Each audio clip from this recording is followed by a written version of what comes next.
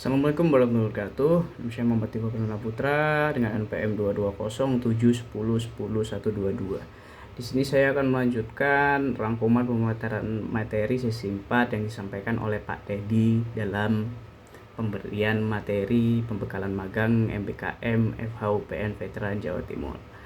Di sini Pak Teddy menyampaikan materi yang sangat penting mengenai bagaimana mahasiswa harus berkomunikasi secara profesional, terutama dalam dunia kerja.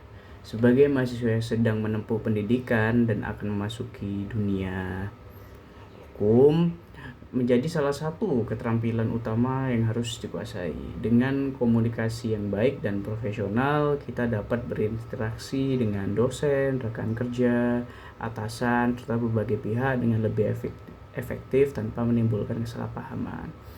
Salah satu aspek utama yang ditekankan dalam materi ini adalah bagaimana cara mengajukan izin, menolak, dan menerima tawaran dengan bahasa serta ucapan yang baik dan sopan.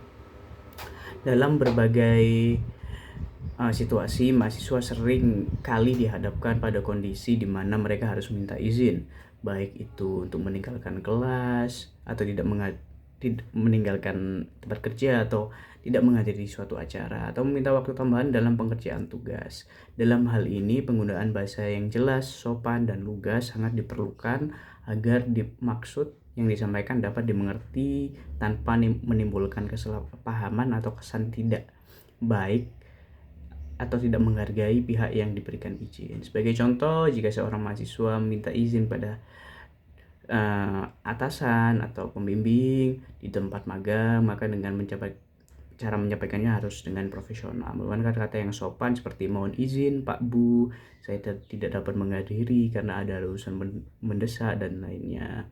Selain itu, dalam dunia kerja dan akademik, seringkali kita harus menghadapi situasi di mana kita perlu menolak suatu permintaan atau penawaran.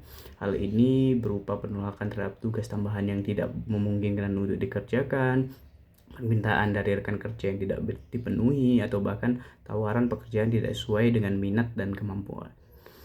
Dalam menolak, kita harus tetap menjaga etika komunikasi agar pihak yang menerima tolakan tidak tersinggung atau direndahkan.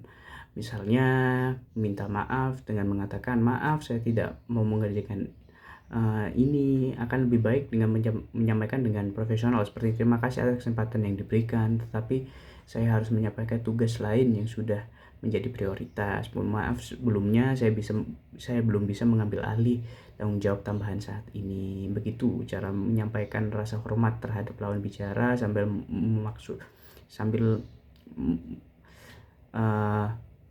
menyampaikan maksud kita dengan jelas. Sebaiknya ketika kita menerima tugas baru, kita juga perlu mengekspresikan penerimaan dengan cara yang baik dan antusias. Lebih lanjut, Pak Teddy juga menekankan bahwa komunikasi profesional bukan hanya tentang pilihan kata, tapi juga nada bicara, ekspresi wajah, bahasa tubuh yang digunakan, nada yang tenang dan jelas dan penuh rasa hormat akan lebih efektif dalam menyampaikan pesan dibanding nada yang terkesan terburu-buru atau terkesan meremehkan lawan bicara.